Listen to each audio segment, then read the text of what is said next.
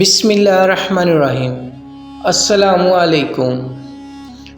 آج کی ہماری ویڈیو کا موضوع ہے حضرت نوح علیہ السلام اور ایک کوے کا واقعہ۔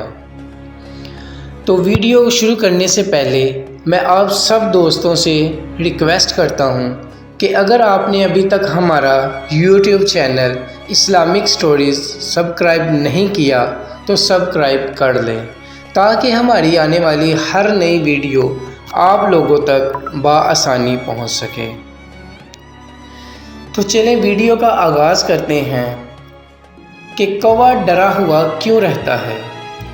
طوفان نوح گزر جانے کے بعد جب حضرت نوح علیہ السلام کی کشتی جودی پہاڑ پر پہنچ کر ٹھہر گئی تو حضرت نوح علیہ السلام نے روئے زمین کی خبر لانے کے لیے کوے کو بھیجا تو وہ ایک مردار دیکھ کر اس پر گر پڑا اور واپس نہ آیا، تو آپ حضرت نوح علیہ السلام نے اس پر لعنت فرما دی اور اس کے لیے بد دعا فرما دی کہ وہ ہمیشہ خوف میں مبتلا رہے۔